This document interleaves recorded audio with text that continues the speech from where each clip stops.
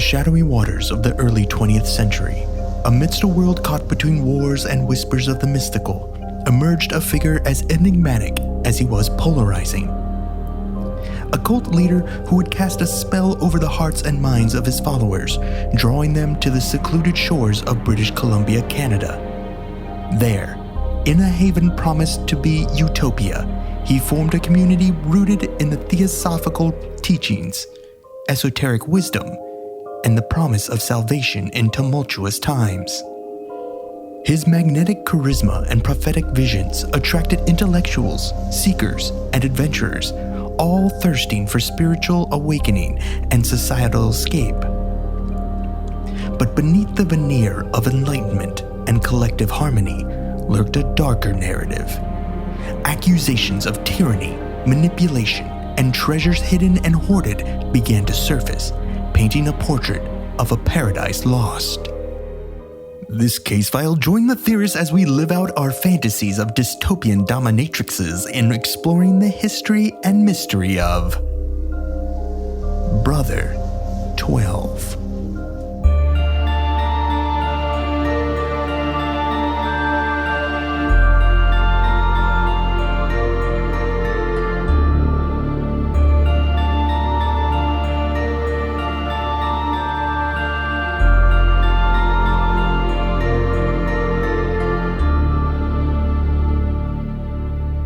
Welcome to Alien Theorists Theorizing Case File 316!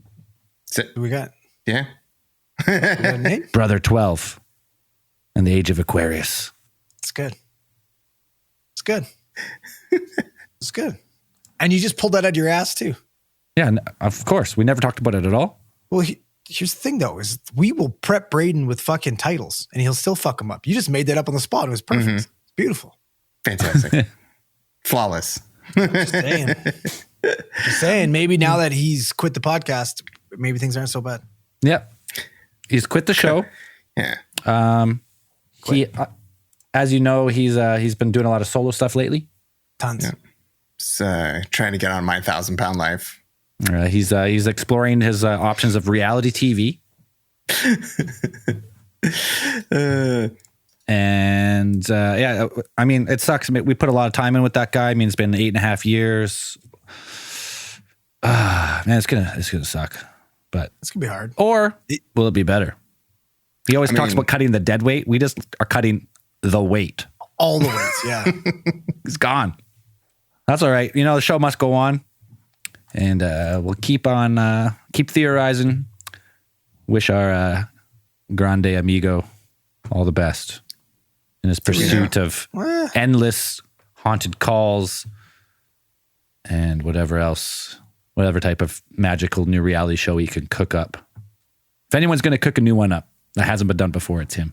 So well, I'm pretty sure. Eat it first. You know, we talked about it, and I think you just took it a step back. I mean, you receive one prophetic vision, and you're on that path. So, you know, probably in the coming months, we'll have an announcement of Braden starting his own cult. Yeah. 100%. I mean, like, we're talking cults today. We're talking about brother 12. Fucking 12. Braden's going to start Brother 1200. There it is. Pounds. Yeah. The property that he recently acquired is actually on the island. They live on the same island. Yeah. It's right next door. They both have steely blue eyes. Like, They're both good at conning people out of money. We're talking about Brother 12 today, who is a local hero. I've had this one in my back pocket for a while, and I've been like, yeah, it's like, I am not fairly well versed in the geography of British Columbia, but I figure this guy's like, you guys like live next door to this guy, like. I mean, everything in BC is, you know, just a stone's throw away. If you ask most Americans, everything's pretty much Vancouver. Where are you from? I'm from, I don't know, Prince George. Oh, it's Vancouver. Vancouver, right? Yeah, Vancouver? Vancouver, sure. So all of BC should just be the greater Vancouver area. Pretty much. That's what I thought it was. Yeah, that's Really? fair. Well, I mean, like 90% of the population does live there. Not totally wrong.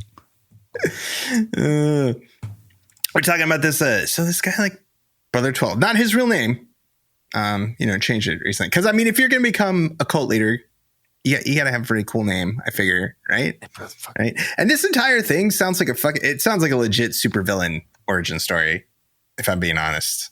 When I was reading about this, he grows up in England in the late 19th century. You know, next thing you know, he's across the world. He's a fucking cult leader. You're like, what? It's a fucking H.P. Lovecraft story. Like from the beginning, you're like, okay, yeah, this is crazy. So, Brother 12, right?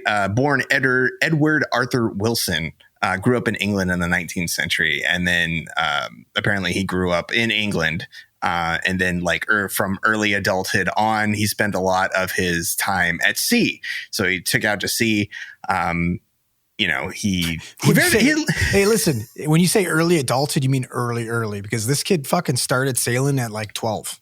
Yeah. Well, I mean, back then 12 was like you're an adult, right? You can go work in the factories at 12 at That's 8, fair. I guess. I mean, sailing, that's gotta be like second nature for most people, sailing. It's in the blood, man. Right? From England? I mean, in England, like you're born sailor, right? Don't they like just chuck you on a boat? Like, I think every one of us every one of us has little semen in us, doesn't it? Yes. Some of us more than others, I suppose. During his time, now he lives like it sounds like a pretty, not unremarkable, but a pretty like cool life. Like he goes off, he sails traveler. Off. Yeah, sails the world. He seemingly settles down with a woman named Marjorie Clark, a Kiwi from New Zealand in 1902. Just pause there. Imagine that fucking trip, though.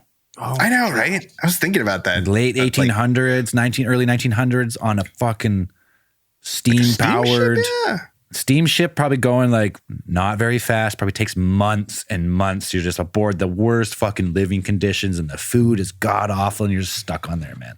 And you just show up in New Zealand and you're like, hey, what's up? And like, the rats show up and I will make you my wife. Cast a spell.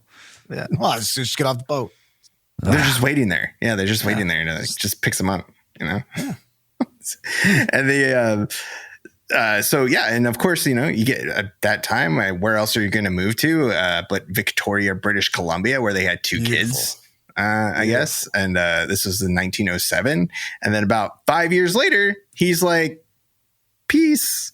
Nothing like just he was calling to him. Moving across, like sailing across the world and then sailing just across the world again to move somewhere else that you have no idea. He's like, you know what? My lover, my lady is the sea. So, Well, and we're talking like Victoria. So Vancouver Island, right now it's like an hour and a half ferry ride on it's a high speed ferry, but back there, like you're isolated. It's like not easy, and it's a super dangerous strait. Like the tides are wicked. The storms get crazy, super windy. It's not like an accessible island. Stick back then to get to. She's got to fucking hop on another boat with two kids this time and go all the way back to New Zealand. That would suck. And you're just like, I just moved over here into like just most of your life is sailing. Middle of nowhere. So just in case like we're getting off the start here, Brother 12, kind of a piece of shit. Yeah. Seems that way. Not starting off.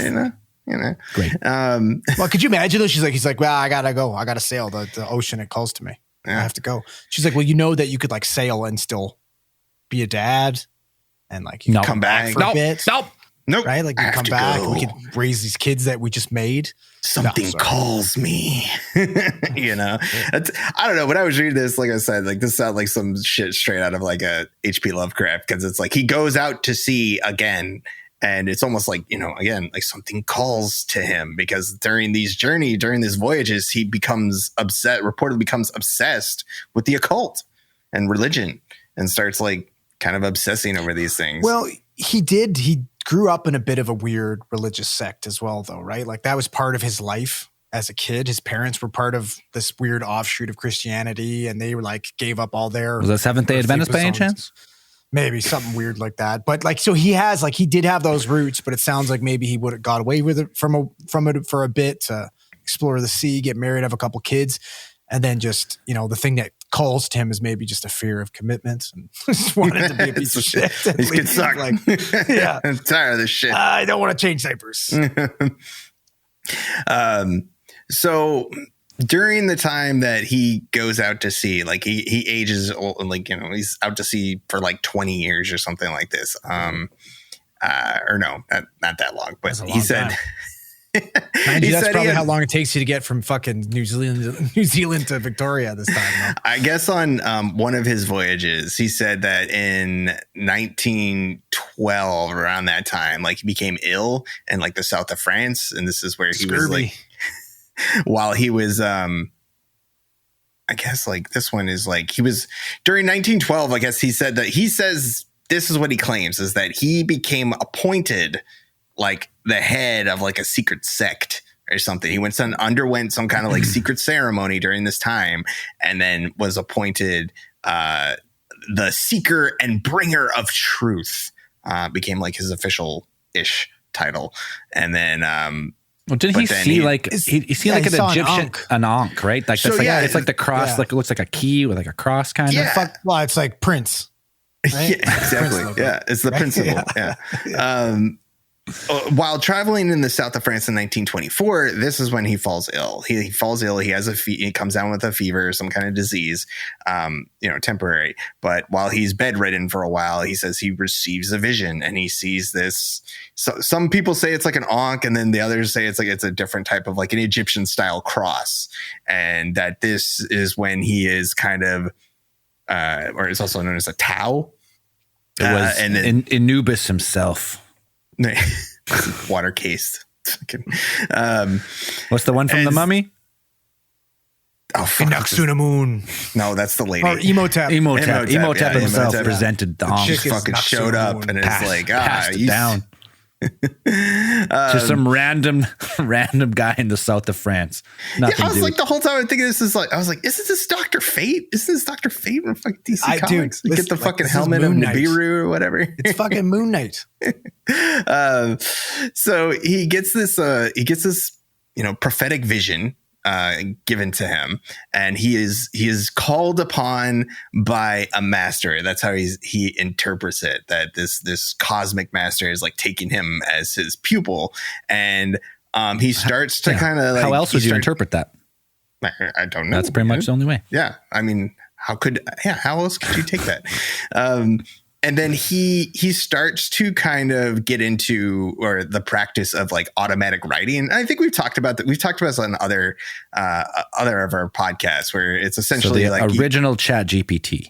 Mm-hmm. Yeah. You send yourself into like a meditative trance, and then while you're within this trance, you receive the messages from the beyond, and then you kind of just let your hand just write, and it's guided by these intelligences that are beyond the veil. Chat GPT. What do you like? This is what we call schizophrenia. This is fucking.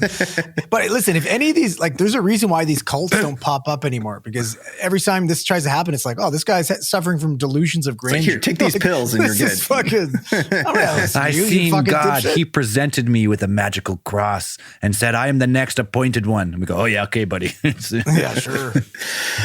Keep jiggling that cup outside Starbucks, pal. You ain't getting nothing from me. So he's still traveling while he's doing this. So after he leaves France, a lot of his life is kind of mysterious, like, because it just goes from place to place. This guy is like a globetrotter supreme. Ends up in Genoa, Italy. You know what's interesting too? I want to point out quick, Dan, is because I think I want to keep that piece of shit train going. The fact that I think it's very like interesting, because in the early to mid 20s, what was all the fucking rage? In Europe, North America, everywhere. Spiritualism, Egyptian history. Oh. Well, no, Egyptian history. They just literally cracked open King Tut's fucking tomb. Sure. Oh, so right? This is straight Indiana Jones. This is when we were snorting mummies and stuff. This is everybody was obsessed with this shit at this point in time. Yeah. Right? Like, it's all the rage, and all of a sudden he's being spoken to by Egyptian fucking gods, and like, all right. Wait, so like the Egyptian pantheon was the original like Westerns? Everyone was really into him for a while. Yeah. Yeah. Well, it's not a phase, Mom. Like, yeah, no. But yeah, what like Tut was found in like 1923 or something like that. Yeah, right? this like is maybe a year before this. These are the period people were having like, if you were in Europe, you're having your mummy viewing parties and shit, and people were like, having dinners over the body, like the desiccated bodies of Egyptians who've been excavated from the. I mean, you could. it really sounds like you just go down to Egypt and then you just like dig a hole. And I mean, that's still What you want? happens now. You want the mummy? You want what? You want dead body? We get You it want for mummified okay? bull? You want mummified person? You want baby? Number one good price, huh? I mean, they still do that today, really. It's like there's so much. It's like, you know, you dig a basement, you're like, hey, I'm going to add an addition to my house. And you're like, oh, fuck, there's like 20 mummies here. Sell them. But yeah, while he's in Genoa, Italy, he says that he is kind of. Isn't it Genova? Genova, yeah, with the mutants. How'd you Hanging say out with it? Magneto. Genoa? Genoa. Genoa? Isn't that a sausage? Genoa? Yeah. Is it? That is Genova. Am I pronouncing it wrong? Genoa. I don't think that's how you say Genoa? it. How am I supposed to say it? I don't know. I've heard it Genoa. Like I don't know. I'm pretty sure you pronounce it with the V, like Genova. Genova. Genova. All right. Genova. I thought that's the. Genova. I thought that was the mutant island where Magneto lived. That's Genoa. I'm pretty sure. Wait, isn't Genova like the? Wait, isn't that from Final Fantasy VII? There's too much pop culture popping around these brains over here. Everybody's like, No one knows anything about anything except for fictional worlds. Genova. I've heard Genoa, Italy. That's fine. I could be wrong. Dan could recite you the entire Warhammer 40K universe, planet by planet, but don't ask him about Italy or anything. Don't ask me about Italy. It's too complicated. So when he's doing one of his sessions of automatic writing, he says that he is put in contact and receives text from a book for his book that he eventually writes called The Three Truths. And he receives the text for this book from a mystical master called 12th Brother of the Great White Lodge. And this has turned out to be the best. This is the best cult start ever. I mean, it's pretty fucking dope. But like the Great White Lodge should be the Great Brown Lodge. This is Egypt, brother. No, haven't you seen like all the movies they make about Egypt? No, there's no fucking brown. Christian Bale does brown not people count. in there. Nah. All right. Haven't seen Jesus? Jesus is white. All right. Yeah, Charlton Heston. He was a white. Guys. Jesus was a white dude from England. Stuck or even Imhotep. in the Isn't middle isn't that actor South African? Like, yeah, but he fooled me. Gotcha. So he receives it. So this is where he gets his moniker. He becomes Brother 12 at this point because he takes the name Brother 12 after the 12th brother, who becomes like his mentor, master. Yeah, his mental master, whatever you want to call him. And so they go on to, this is where there are some claims, I guess, that are put down later. I couldn't find exactly where he put these down, but he was saying that some of the other spirits he was in contact where one of them was Akhenaten, and everybody knows him, the alien, the great sun pharaoh. Alien king. Yeah, he's the alien pharaoh. So they were saying he was not just in contact with its intelligence or whatever. So the thing about the Great White Lodge, and we might go in depth in this on another podcast, but the Great White Lodge was like a whole entire, it was actually like an offshoot of theosophy, where theosophy is kind of essentially like a type of spiritual practice or belief where there are these highly evolved spiritual beings that are guiding events as they unfold in the universe. Is there ayahuasca involved in this one? Sounds like there should be. Could be. There's probably a whole bunch of stuff in there that you could be like, yeah, go nuts. So the white in this has nothing to do with racism. No, not in this. So he's sense. not racist yet. Yet? Not yet. Okay. No, yeah, the Great White Lodge has nothing to do with in race. It was, well. I mean, I feel like he tried to land it early, be like, let's see if they pick up on it, and then since they, later he tries to hit it home again, doesn't fucking land. There's probably stuff that if we got into real in depth of it, because the early origins of theosophy are from Meta Blavatsky stuff, and she put down a bunch of stuff early stuff that was kind of the Aryan race origin stuff kind of comes from there. You could trace it back to some of the stuff that she put down. So maybe about there, but I think it was more white was more in this sense was supposed to meant purity and then that kind of thing that. Where did the Aryan race start, Dan? Is it Hyperborea? I don't know. I don't know, Zell, you tell us. Fucking follow your family tree, pal. Yeah. You fucking You're the tell expert. us. What are you talking about? The first Aryans first arrived on the meteorite about 12,800 years ago. Oh, That's what happened. And what do you think happened to the Neanderthals then? They didn't like got them. fucked. They sex. fucked them Yeah, to death. sex with them. Aryans fucked them. Fucked them. In every way, every sense of the word. And that's where me and Dan's family tree started. Yeah. So while Brother 12 now is touring around Europe, he ends up in England in about 1926. And this is where he writes out a series of articles in the Occult Review, where he basically writes down the foretellings of the coming Armageddon. He is putting down this entire thing about like the collapse of society, how it's going to happen. I think one of his main kind of concerns was like the collapse of like the banking system and like how society will eventually, collapse within itself. So something needs to be happening. And he feels like he's the one to take care of that, to steward or shepherd, the coming apocalypse people through this time of tribulation.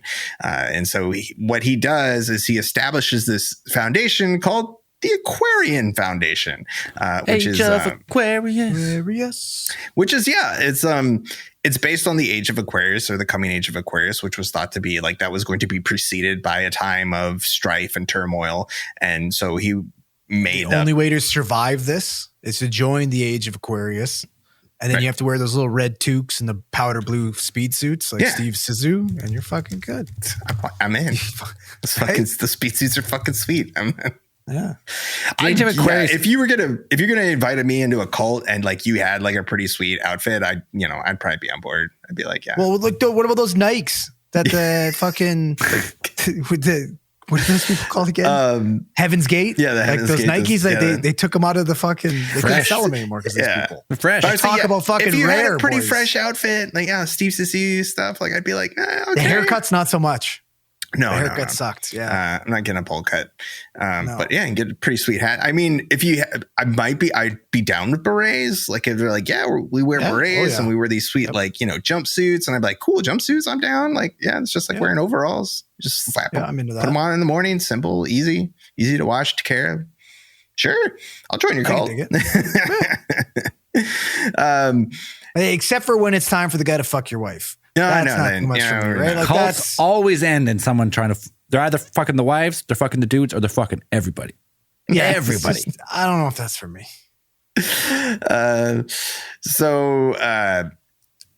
Are we in the age of Aquarius now? Is that the procession? Has it moved? Are we now pointing that way?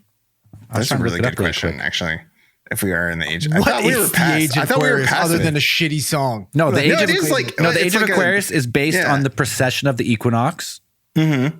So during the equinox, I can't remember. You guys are using so many words I don't know. We point to the constellation Aquarius, and it goes through all the cycle. It takes 20. What does it take? It takes 25,920 years to go through all 12 zodiac signs. So 2,160 years per sign.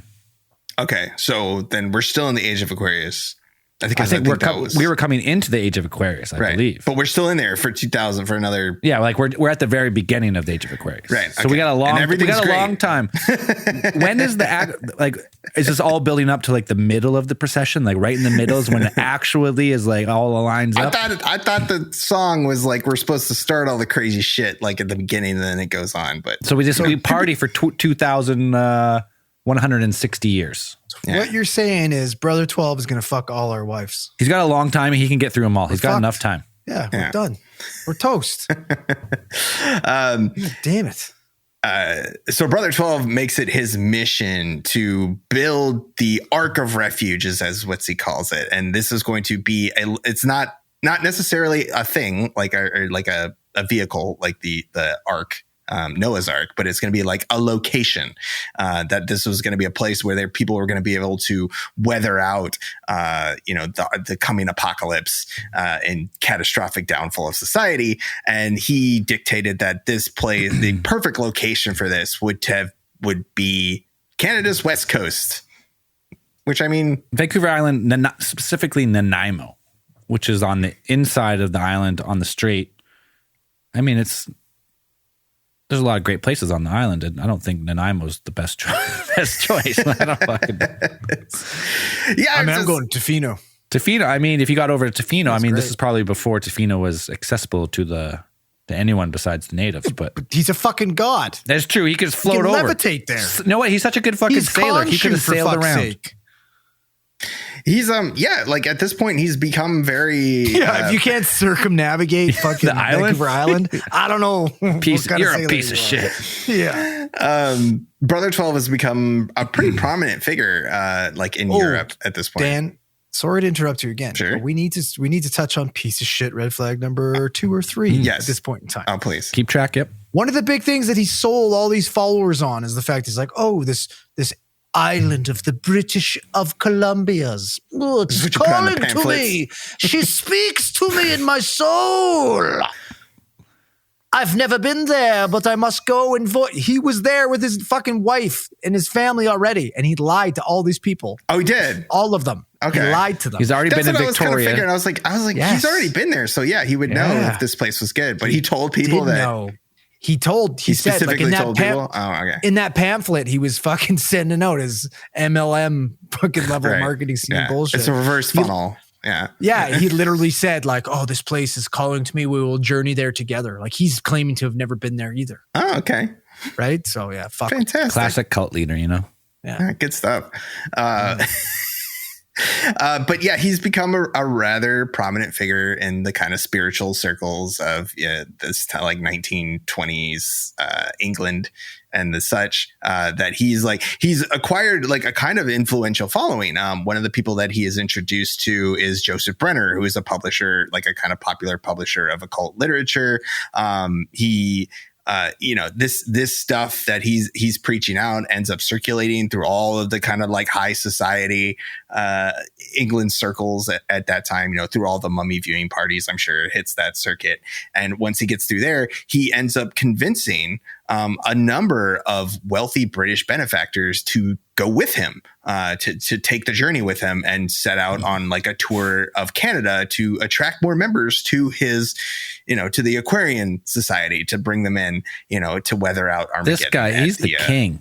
This guy fucking rules, man. You're getting people across the globe to then also traverse a new country with very little infrastructure to try and convince people to move not just to the West Coast, but to the West Coast. And then you see that island over there through the treacherous waters. We're going to go over there.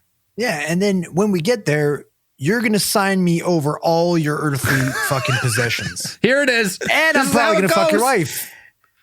And by most accounts, Brother 12, I mean, he exuded, I don't know, we'd call it now like cult leader energy. Like this guy is like very Big dick energy, Dan. That's what we call it now. or Rasputin, Like Rasputin energy. style. Yeah, Rasputin Rasputin style, yep. spinning and sinning energy, where it's like I this have guy- heard they've compared him to a mix between Rasputin and L. Ron Hubbard. I like that. I was like, That that's pretty fits. funny, So yeah. I mean, yeah, it's like, I mean, Rasputin, you could say is like Rasputin. He preached basically, he was the conduit to God, and he's very like Christian Orthodox, that kind of Christian orthodoxy. And then L. Ron Hubbard like made up his own stuff, and then he did this. He was doing kind of the same thing, basically just pulling pieces of everything and just kind of smashing them together and being like, yeah, this is it. But he was also very charismatic, very convincing in his oratory and like his publishings and things like this. And so people were like obliged to follow him, and he gathered up a number of, a very large following where it like at one point, I think they had almost like 2,000 people followers, not all in one place, but kind of across like North America and England. They're sending which them he's got money those- from everywhere. Mm-hmm. So in 1927, the first group of foundation members ended up in Vancouver, and then sailed to Nanaimo, where they started setting up their, started their lives of pretty much hard labor. Like once you got there, it was like, yeah, you had to like scrounge on the land and they had to like build everything themselves. Which I always think is kind of strange because like you had all these like wealthy, you know, English socialites, and then you're like, okay, time to get your hands dirty. People maybe like never touched a tool in their life. You're like, it's time to build a house. That's how you get closer to God. That's how you die.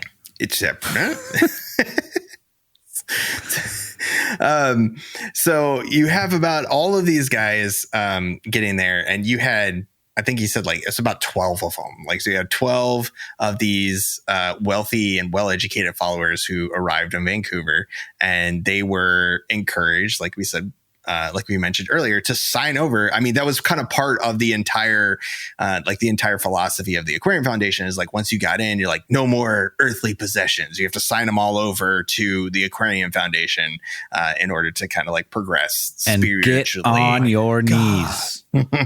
What if this guy was on to the Great Reset before anybody else? He's like, listen, you guys are going to own nothing and you're going to love it. You own nothing and you'll be happy. Yeah, you would own nothing and you would be happy. But using these funds, as you say, you know, utilizing the money and the stuff that he's getting from all these followers, eventually the Aquarian Foundation like acquired somewhere between like 126 and 200 acres near Cedar, Vancouver Island, to build Cedar, this community. Never been to Cedar? Never been to Cedar. No, I didn't even know that was a real place. Well, what was his name for it? Oh, I can't remember. It was Cedar something, and then now it's called Cedar. So they still call it that. Yeah. Oh, it's 8 kilometers south of Nanaimo. It's a real place. It's just from Maine. It's you know, some of these towns could have been community. founded by them. I feel like, yeah. It's like, and he's still worshipped there. He's still a local hero. Wow. That's the thing. Like, we'll get on it later, I think. But when they went after him for their money back, all they could get back from him was property. Yeah. So some of these people still own the property there, which is funny. So I think all total, like across North America, at some point they get, like I said, it's like 8,000 supporters is what they get up to. Like this thing, all people who are sending him money, like they're sending him money and stuff, and he's like acquiring a good chunk of this. Like, you know, thousands and thousands of dollars. One lady gives him like 25 G's. Yeah, which in 1930 or something? Yeah. Yeah, this is like 1920. What's that for inflation? That's like $500,000. Yeah, 2016 money. That's like $350,000. Signs it over.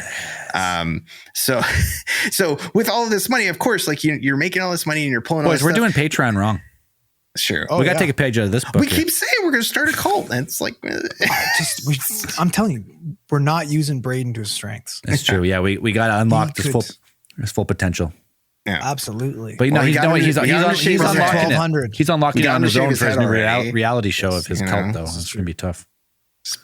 Put him on that. Get him that 1200. Give him that Rasputin energy. Let's get him on that. He doesn't got that energy. All right, you know what I'm saying? Energy. He's like, well, no, he's not wispishly thin. He's like, not lifting himself off the ground with his sin and spin. All right, there's not much spinning, but no. The only thing that he would spin is him on top of that thing. Look at back and forth. Yeah. So if you have all of this money and you have a rather large following, like what else do you do but try to found a third party to run for the 1928 U.S. federal election? Not even the Canadian. We're going to go to the U.S. Go to the States. From Vancouver. Yeah. Like he's like, we're going to found a American third party in Vancouver to run for federal president. His idea was like he's going to found a third party to unite all the minority parties in the states and bring them all under one banner and make a third party. As long as they're white. Well, I mean, I don't think you couldn't vote anyway. Yes. I don't think, right? Well, the guy he partnered with was a member of the Ku Klux Klan. Yeah, Great White Lodge. The guy's like, hey, yeah, I'm Great in. White Lodge. That's what I'm saying. Yeah, that's all he had to say. I'm part of the Great White Lodge. He went, tell me more. This guy built this religion or whatever was the Egyptian gods that spoke to him about this.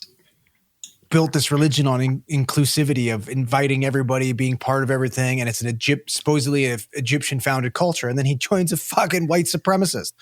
Egyptians are fucking black and brown, man. They aren't glowing white, that's for sure. No, they're not pasty white. Not pasty white like this face right here. Especially in this webcam, really amplifies what's going on. That's a good look. And like his whole platform is like, yeah, it's essentially, we're going to save it. And he kind of predicted that if he didn't win the election or whatever happened, like it was going to end in civil war or, another civil war. And he gets down there and he tries to do this. And then the Americans go, you have to be born in America to be a president. And he went, get out. Fuck. There's nothing you can do, actually. Sorry. Yeah. Later. But in the 1920s, how many generations of Americans are there at this point? Quite a few. I mean, like two? Well, 1776, isn't it? Yeah, 1776. 70. Yeah, 70. Well, that's when we had the Declaration of Independence. I don't think we came like a real nation. But the Civil War was what, 1800s? Yeah. Yeah. So yeah, you got a few you got a few people. Well, it depends. It depends when you immigrated. I mean, there's probably still some Civil War veterans around there. Like that time. They're like, round two. The Civil War veterans back then are like the Vietnam vets now. Yeah. Fuck yeah. Just grizzled, old, fucking angry dudes. Fucked over by their government. So I don't know if he was going to declare his running as Brother 12, like we're going through a couple of them, like this one isn't even like his only name. Like he had like a couple other names that he went by.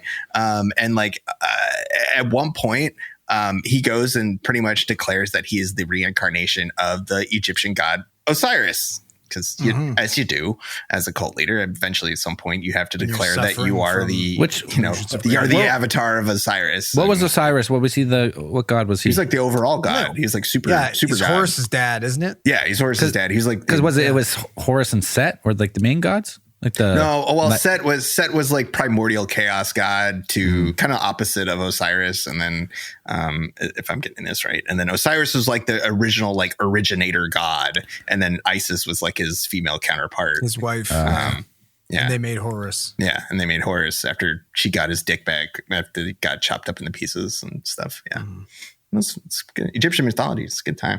Wild. So, and of course, if you are an avatar of Osiris, you need your Isis. So he convinced one of his followers, Myrtle Baumgartner, that she was the reincarnation of Isis, and that they were destined to give birth to the generations Horus who would save the world. So he met this lady on his train ride back to fucking like Vancouver from the States, from his failed little fucking political excursion that he had. And he met this lady on the train. She's married, got a family, and within like before the train ride's done, he's already convinced this lady. They've already wham bam, thank you, ma'am. They're working on Horus 2.0, and she's joined his fucking cult. There you go. Yeah, she got in his like so he's got something like he's got that Manson fucking, you know what I mean? That weird ability to woo people. I feel like it's I don't know. Like back then, I feel like it was so easy. It's like you didn't really have to have game. You had to just have like some this basic guy was a fucking god, all right? All you had to have is some surface knowledge of Egyptian like mythology, and you could probably pull every single lady anywhere, any high society lady. That was the cool thing. Where Dan is going with the time machine. Yeah, it's just like, I know what's up. I'm like, Horus, Anubis, all these guys were homies. Like we hang out all the time. Dan is not going back to Thailand this year. He's going back in time. He's going back in time. And it's so this relationship like goes kind of nuts, and like she has unfortunately she has several miscarriages, which end up driving her to a mental breakdown, and then he kind of like breaks up with her, and then she ends up fleeing back to New York State, where her husband was, and they hadn't even been divorced. And then when she got there, they got divorced, because I feel like she'd come back there like, oh hey, like you're back, and like here's papers. Right. Like it's also take a important walk. to note though, like when he brought her back to the commune. Because we're calling it a commune, right? That's what it is. Yeah, it's pretty much. So when he brings her back to the commune, it like causes a huge rift between him and his like disciples and shit like that, because he's already married. He's already got a wife back there, right? And they're like, what the fuck is this?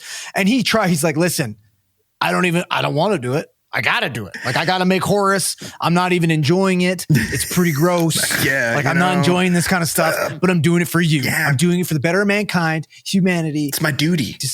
Yeah, it's my duty. You know, and then he starts having miscarriages, and people are like, "What? Like, come on." He initially tried to hide her on a separate piece of property that he bought without his people knowing. Used their money to buy another piece of property and hid her there. Like, this guy sucks. Yeah, Sucks. he ends up you know, I guess conning so much. Like, this is where he also meets up with Mary Connolly, who is a wealthy socialite from North Carolina, and she's she will become and eventually is like from the beginning like one of his biggest like financial supporters of his whole endeavor. She's the one who cuts him a $25,000 check, and then that's like No $350. big deal. That's like a fucking $1 billion back then. If anyone wants to cut us the $350,000 check, Yeah, just let us know. Uses, no big deal. Braden will make Horace with you. That comes with the deal. Yeah. We promise you. If you give us $350,000, Braden will do anything you want him to do. Anything. Yeah, There's no bounds. Brother 12, I think, like he tried to incorporate like the idea of this into maybe like the 12 stands for like 12 inches. Maybe that's where this whole magic's flags, I coming guess. from. I don't know at this point. Could Like, be. he's Right? Like that. Maybe that's what it is. like he tries to.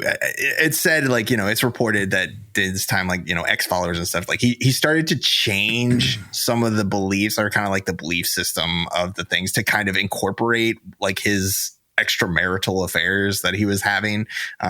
Like Andrew Like already every said, cult. yeah, like everybody, like, yeah, you know, it's like cult. I just received the message. I'm supposed to bang everybody, you know. It got handed down from the Great White Lodge. I can't tell them no. Nope. But he takes that money that he receives from Mary Connolly and he ends up purchasing land on the Corsi and Valdez Islands. So he expands out these settlements to like different islands in the area. And there was there's kind of mentioned that eventually what they did was that these became like kind of tiers. It was like when you're each settlement, I think, represented $50 a month. You can join Braden on Saucy Island. What about Saucy Island Deluxe for fucking $59.99? Keep going up the ladder. Let's go. Right. And it was kind of like each one of these settlements, like they represented a different tier or level of like spiritual enlightenment. So you would stay on one, and then it was like, okay, then you get graduated up to the other to level 2. And then, you know, level 3 is the one with, you know, you go hang out with Brother 12 on his island. And apparently like he had there was like a certain building that he built that was just for him. There was a tabernacle that they built with fucking like Ark of the Covenant kind of shit, and it was like only he could go into that building. And it's That's where he stored his Egyptian Ankh. Yeah, that's where you keep it. That's where you keep your helmet of Nabu or whatever, the Dr. Fate helmet. Dr. Fate. Yeah, Dr. Fate. Cool. But there's another interesting figure in this entire story, and we're going to talk about her right after the break. Right after we take a break and formulate our cult. Yes. We'll be right back. All right, the formula has been written down for the successful ATT cult. Get ready. Yep. Buckle up. We put down our tenants. We communed with the Great White Lodge. And Khonshu and Osiris and Horus himself. So it's in we filed all the papers. It's got to go up through the Pantheon, and then you know, we'll get our official designation. Our lodge has a couple drops of chocolate in it. You know, it's got a little shade. Yeah, a little bit. Yeah, a little. Got a little shade. It's a Beige. good latte beige. color. You know, it's just it's a little bit We're inclusive. caramel latte. Sweet. So if Brother 12 is your Cobra commander, he needs a Baroness, and that's where Madam Z steps in. That's her fucking name. It's a fucking super villain story. I was reading this like seriously. I like how it's spelled like ZEE or ZEE. Yeah. It's not just like it's not just the letter. It's her name. No. Z. No, you have to put Z. You got to put it. You gotta spell it. Well, listen, if this guy was really Canadian, he would have said her name's Madam Z. Yeah. Well, he's also Right? British. We're being so honest here. Yeah, he the British. Z. He brings the Z with him. Yeah. Yeah, that's true. This American wrote the fucking article probably. when I pulled this topic, like I know I like surface level, I saw like, oh, okay, cult leader, you know, it's local stuff. And then I'm like, oh, okay, this gets a little crazy. It's like, oh, he's got Egyptian things. And then he's got this character in there, where it's like, again, she is like his right hand man. She is his, I mean, she's referred to as his enforcer for dominatrix. Yeah. What's her power?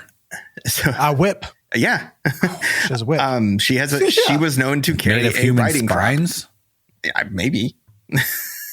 I think it was a leather. I think it was reported she carried around a leather riding crop. Sounds a little sexual. As with most cults, it might have been. So she was born Mabel Skatawa. And then changed her name to Mabel Raubatham after she was married. So she was married prior to meeting Brother 12, I believe. And then I guess she had come from England. And then before that, she'd rather unremarkable, like kind of her past is a little bit, a lot of the details from her past are kind of a bit murky, like her early past, but she was married. I think she was married to like a wealthy poultry farmer. The poultry king of fucking Florida. Yeah. Yes. No, for real. Did he have one? Yeah. Did he have a commercial like the poultry? You know, like there's always the mattress king or the car king.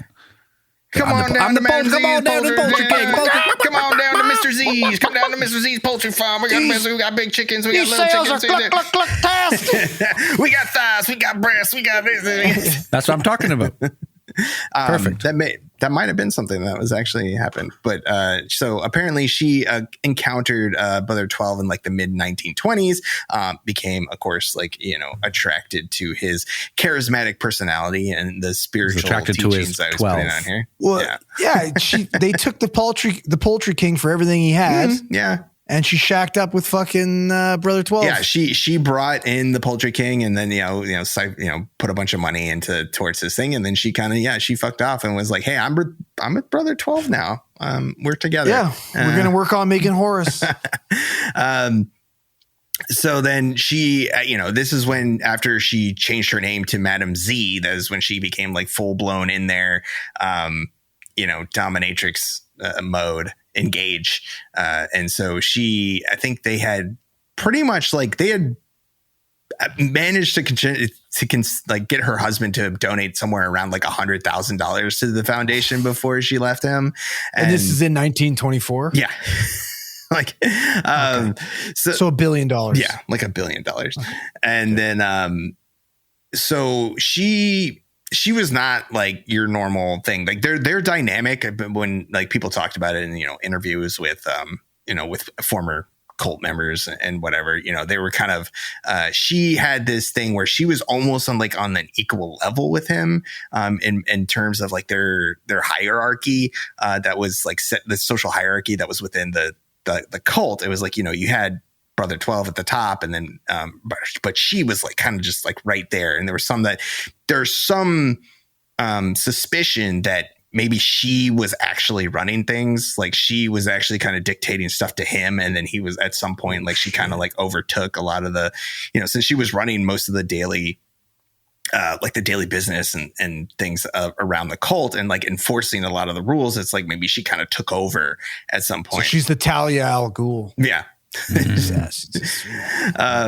And so, this is when she had her, she was more the one who would like dole out like the punishments of people, which is like serious, like, enforcing forced isolation for people who were like breaking the rules. Like, listen, you're like, listen, man, I love what you're saying. I'm picking up what you're putting down. Here's everything I have. Everything. I'm giving you every single thing I have. No, like, hey, you know what? I guess if you really want to fuck my wife, you can fuck my wife. And then this lady starts whipping you on top of that because you did something wrong. You're like, what the fuck am I doing? Like, what is this? I've made a mistake. Yeah. She was very much like the Frau from like Austin yes, Powers. Exactly like, that's exactly what I was thinking. Like, that's hilarious. She coming in there, and it was like she was like exceptionally cruel, especially to women and children in the community. And like you if you fucked up, or probably you looked at Brother 12. I don't know if it was it could have been jealousy or stuff like that. You looked at Brother 12 wrong. Fucking, you are shoved in the basement somewhere. Like 9 lashes, water. Yeah. in the basement. Get the VIP. And so, she became very, prominent figure with her iconic, writing crop very quickly, for anything that, that was the main punishment for anything that any infraction or, anybody she found unsatisfactory for any reason. It's like, you're getting that. So, you're building this cult and you're like, okay, it can only go on. You can only be so good. Listen, we all heard every cult story. They never end well. They never. Except for Christianity. That seems to have endured quite a while. Still going. Still kicking. For a while. So even though you've got, we said somewhere like at its peak, maybe like 8,000 members nationwide or north of, continent wide of these things, some of the members who were like closest to Brother 12, like living on these things, they started to become kind of suspicious of Brother 12. They became kind of critical of where he was spending the money on construction projects in all these different settlements. Like Andrew said, like he was spending money on constructions they didn't even have any knowledge about, and he was like forcing a lot of the members to do a lot of the physical labor and stuff and like, not participating really himself. He was building his Great Reset bunker. Right. I mean, it's the world bunker. You had to build the ark. Like, somebody's got to do it. Right. But not him. I'm busy. Like I'm busy making Horus. Like I got to do that first. Channel headspace. So, between all of his affairs, and, the slight changes that he was making, which eventually, would come into like the things about the trying to work in like the extramarital affairs and like working on all this stuff, philandering, a lot of the followers, like a number of the followers started to become kind of disillusioned with the teachings that Brother 12 was kind of putting down. And so they were, so what do? Do you take your fucking spiritual leader to court? This is where you settle these things out. Spiritual court. So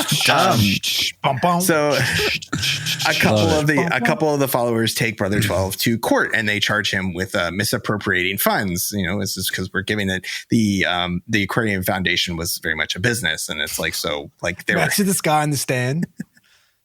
The rules of man do not confide me. How dare you? Pulls up the you think your earthly laws could be dictated and placed upon me? I'm an Egyptian god. I am a golden god. So you can't, but then he's like, oh no. So if you're going to charge me, no, you. And he went and like countercharged them. The foundation secretary was stealing like $2,800, embezzlement. Good pull. Whatever. Good pull. Probably what she fucking donated to the guy. She just wanted her money back. And so then, this is where, of course, like these cult proceedings always go kinds of nutso. So you've got things that like apparently during this case, Mary Connolly steps in and like the last minute, like pulls in this like Hail Mary comes in and she basically checks in the money in the bank briefcase last minute, fucking sprints down to the ring. She came in there and saying that, the money that she donated, this is Mary Connolly who donated the $65,000, whatever. And donated that money. She comes in and she says and tries to like clarify. She says that, no, I donated this money to Brother 12 personally for his personal use, not to the Aquarian Foundation specifically. Like I donated to him so he could do with it what he wants. So that went and got kind of just like, okay, case closed. So he can't bring any charges against him because like, oh, well, yeah, like she donated like 90% of the money. So they decided to let Brother 12 go. And then there was a bunch of fucking woo-woo shit going on. So there were right, like one of the lawyers passed out. The judge was barking like a fucking dog. Like, come on now. Right. Well, that's like I don't know. Is that one or there was like there was a different one? There was like another case that was brought against him. Oh, my bad. So so they after these court cases, like the provincial, there was funky shit in both cases, though. Right. Right. Yeah. So like some people, there was funky stuff, but I think most of it happened in like the second trial. So like the second trial is like where where the provincial government actually started investigating him, or investigating the Aquarium Foundation. And they brought in there was another court case that was brought against them. And it was like former employees who were suing for back wages. And so during this trial, this is where like crazy shit starts to happen. Magic, if you will. Some alleging black he magic. was divine, so this makes sense. There were people who were saying, there were people who said that Brother 12 was involved in not only like these, channeling spirits, but also like black magic specifically, strange things happening to people, maybe curses being thrown around here or there. But sex magic. Blood sugar, sex magic. Thelema or whatever. The Thelma religion or Thelmaic. Yeah. Thelma. And so there were some witnesses that were perfectly healthy, and then they would get up about to testify and they would just suddenly collapse, faint, like on the stand before they would even get up there. At one point, the judge... I was going to make a vaccine joke, but then I knew we would get pulled off YouTube. Yeah, no. You already said the word. Oh, no! Take it back. Fuck. Whoops. The strike judge, number 3. We're toast. Goodbye, YouTube. The judge apparently lost the ability to speak for a short period, and all he could do was growl like a dog. He's about to make another one. I'm not going to. I'm not going to say nothing. And then the lawyer for the plaintiffs apparently became totally debilitated and couldn't even recall what he was going to say. It's hard not to say during the court. Again. It's tough. So the judge was forced to dismiss the case. And so there were people who were saying that, they got off on account of black magic. That's what happened. That makes sense. I mean, what are we, early 1900s? This is like, 1920s. So you're like, what else was going to happen? You're like, okay, black magic. Settled. Yeah. Case dismissed. Burn him. Burn him and smoke his ashes. After about a year, the provincial cabinet decided to dissolve the Aquarium Foundation, and because I think they're the provincial government is the only one that has the power to dissolve corporations. I guess this is something that's illegal. Yeah, I would say in Canada. Yeah. So this was in November. Yeah, you can't just get some random member of the public to be like, that company doesn't exist. It always has to do with taxes, right? You didn't pay enough taxes. Well, they weren't paying their back wages and these things. So a lot of stuff was going on. And they're probably like, you're getting all this money. We want our cut. You're not. So they dissolved it. So that was in November of 1929. So by June of 1932, the Aquarians, most of them became en masse disaffected disillusioned with the Aquarium Foundation, and they just rebelled and decided that they were going to continue without the leadership of, the insufficient leadership of Brother 12 and Madam Z. How long can you be part of an Aquarian organization and none of these motherfuckers have ridden a single horse yet? That's equestrians. I know. I was making a joke. I like it. So when Brother 12 and Madam Z, apparently they traveled over to England in like early 1930, and they came back about 1933, and they're met with this discontented mob that is saying that we're not following you anymore. You guys. He looks at her and be like, "I told you the whip was too much." Like, fuck. But what do you do to combat this I guess whatever you want to call it within here, what's it called? Mutiny. Yeah. What are you going to do? Revolt? You banish them. Right. Which is weird. Because I'm like, it's not like a formal thing. I'd be like, how do you be like, you're banished? Like, leave. Some fiends. Be gone.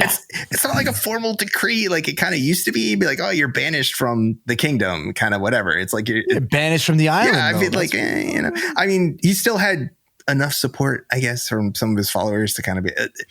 It was said that that Madam Z kind of drilled some of the followers in actual like basic firearms like that. I thought you were going somewhere else with that. They made firearms there, supposedly. Oh, did they? Oh, yes, they supposedly had their own little munitions area. Their own little because of course you would shell makers. Like, Well, he was like, you're going to get to it, right? Yeah. But he's super paranoid. Yeah. That's why he was burying all his fucking gold. And they started making guns and shit there too. Of course you would. I mean, that's what you do is, cult and stuff starts getting real weird and the government starts getting on your real case. Jonestown real quick. Once the government starts getting on your case, the only thing you do is fucking build your own guns. Prepare for the end. The inevitable shootout. What kind of guns are you building? Like slingshots? Like what are we talking? What did we say? 1920s? Like muzzle We loaders. got fucking nice. Yeah. No. We Yeah, got but are you building them with a few Yeah, but if you're randos on making a them at commune? home, yeah, though? like you're making They're them. probably just pressing the shells. They're probably not actually making guns. Oh yeah, probably. Yeah. Like bombs or something. Well, I think no, there's making bullets. I think. making bullets. People make their bullets all the time. Yeah, but then what are you going to do? Throw them at people? Yes. You need guns. Well, they have guns. They You have just the buy guns. We Yeah, don't plenty. need guns. We've got Egyptian Yeah, we gods. got magic. We got You know, black Brother magic. 12. a full fucking. Oh, Brother 12 gauge. That's a modern day adaptation right there. Yeah, fuck yeah. Somebody make that. So he banishes like 12 of the 56 people who kind of like come out against him. And then, but like this is already kind of the beginning. Well, it's not the beginning of the end, but this is pretty much like the nail in the coffin where Brother 12 is like losing control and, also having the provincial government kind of come down on him that this was going to be the end. So, he kind of has like this after banishing these people and, knowing probably the end is coming soon for the entire, arc, the arc commune. He has this like outburst where him and Madam Z just go on a fucking rampage and they murder at least 250 people. Everybody's dead. Well, I don't think they murdered anybody, but they smashed. They thought a lot about of it. stuff. They thought about I'm sure it. they thought about it. I'm sure Brother 12 had to hold back Madam Z and was like, he's like, no. Like, we need to get out of here. So they Stop fucking whipping people. they Go. Like, Jesus, woman. So they smashed up everything pretty good on one of their islands, and they kind of like destroyed a lot of the buildings and stuff like that. And they actually they fell trees on them and shit. They took some dynamite that they had stockpiled. Apparently, Madam Z like got her hands on that, and then she fucking scuttled like one of the they had a yacht. They had like a commune yacht. They had a few yachts. But they had one that was like specifically like the flagship of their tiny little fleet, and she blew that shit up. Got on there, and then they fled by the tugboat that I guess like was owned by Brother 12. So after they leave, their trail kind of like is kind of almost like gone. Like they almost disappear. There's reports that they eventually returned to England, and then they emigrated to Switzerland in 1934 or the August of 1934. And then where they embezzled rest of their money in the Swiss banking system. Perhaps.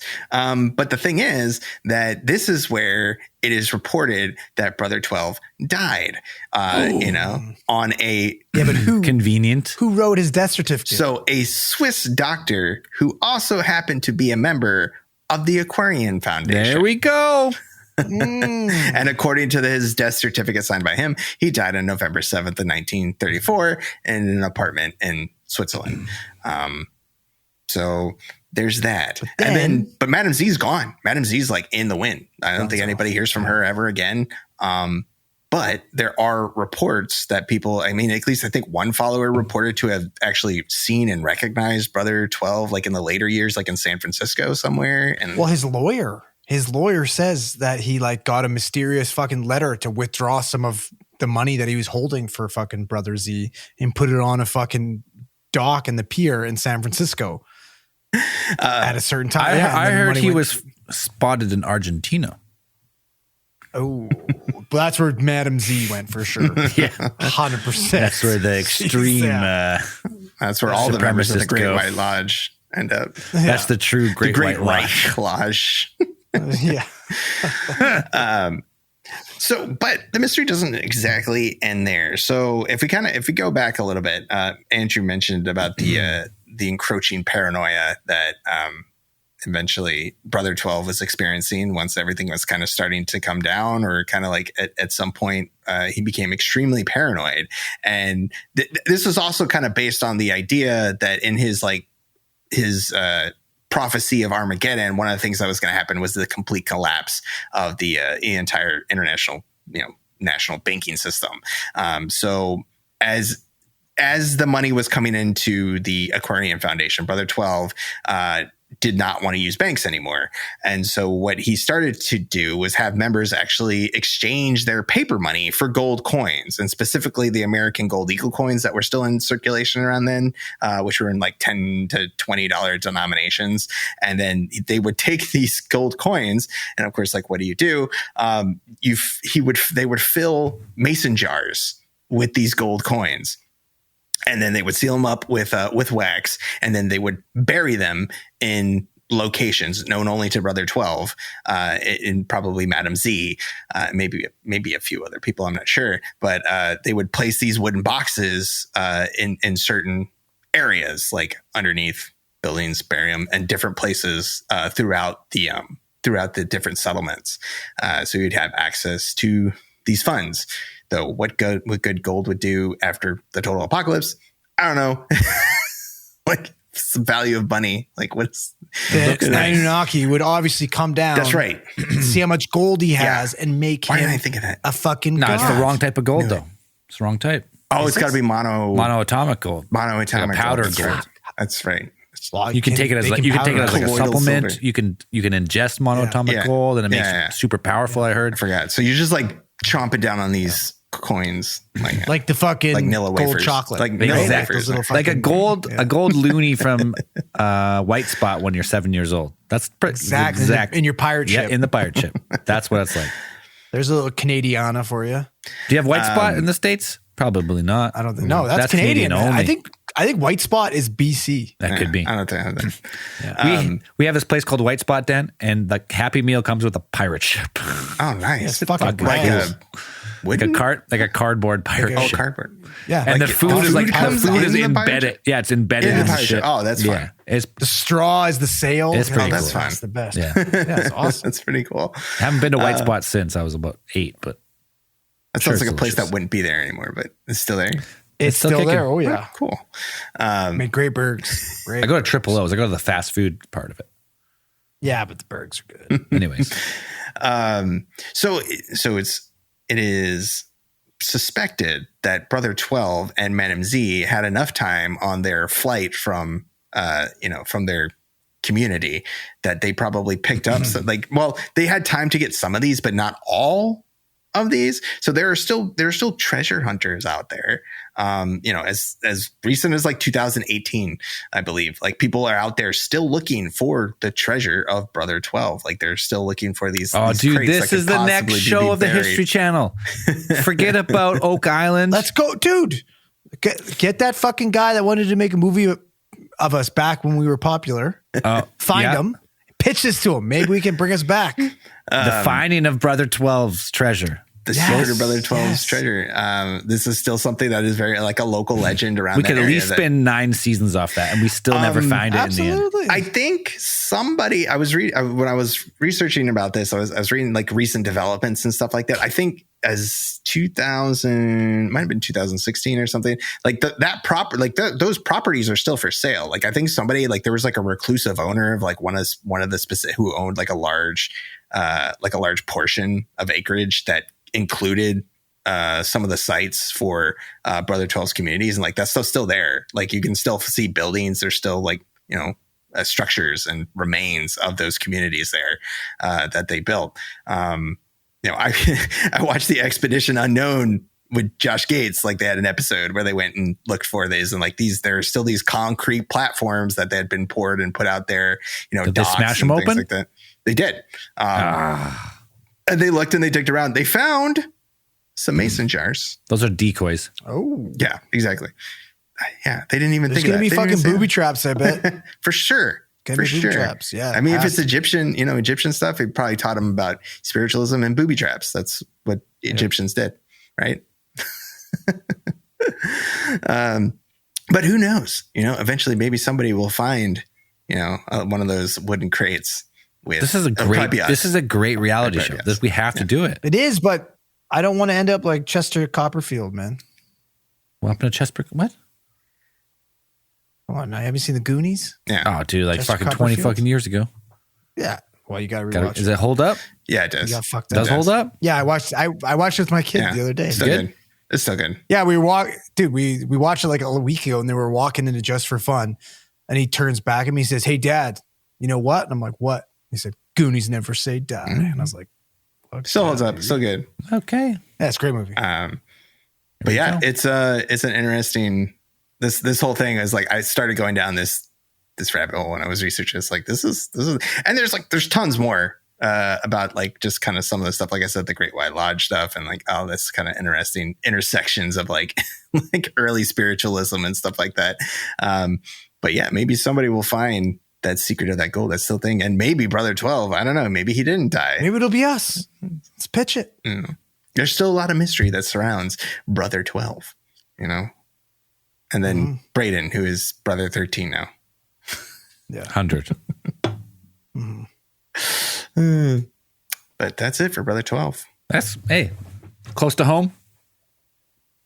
Gives me hope that starting a cult in the west coast of Canada is doable. Don't you guys have weird little communities up there somewhere? Oh, dude, there's We got some Mennonites and shit. well, there is communes and stuff that are tucked in the woods, but they're not like actively recruiting, as far as I know. They're not knocking on my door like the J Dubs. They have their secret gold caches over there. No, they just I'm on the list and they want me to join and they come all the time. I always talk to them. The other day I was building a shed and they came back. They went around my house, heard me working in the back and went around the house and I talked. But if to they them for a while. get you, they get one of those guaranteed spots. Oh, maybe that's it. I'm a higher value target. 100%. They need a Mr. Z. Yeah. Get your writing crop out. They're like, we'll give you a writing crop. I've never had the J Dubs at my No, door. dude, I'm the best. not I'm their once. best friend.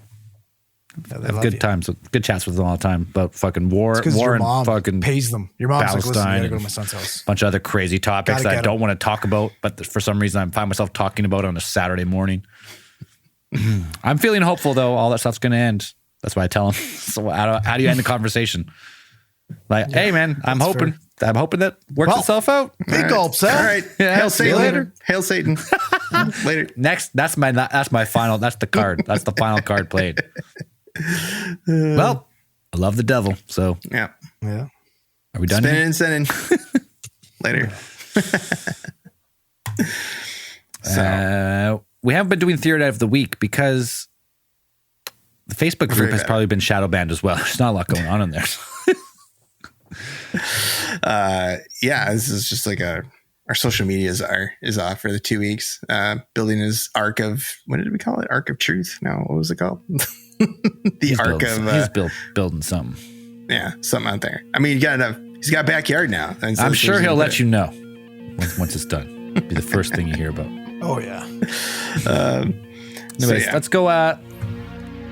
If you like the show and you want to support your boys, support your favorite podcast, and you haven't gone to alientheorist.com and you haven't clicked the support tab and you haven't signed up on Patreon, I don't know. I've said this about 400 times, so there's nowhere left to go. You know where to go. Alientheorist.com. That's easy. It's very easy. Sign up. $5 a month gets you all our bonus stuff. I don't think you guys read anything last week. Braden doesn't know how to work the Patreon, I guess. He doesn't know how to sign in. So we'll go back a couple weeks. We got Dextro the Meth Orphan. Okay. All right. That a boy. We got Shrani Depp. Nice. Got Just Josh. Eric Meza and Sumi. Thank you very much for supporting the show. We fucking appreciate it. Anything else for After Hours? That's it. All right. As the number one always says, keep those eyes on the skies. See you in After Hours. Peace.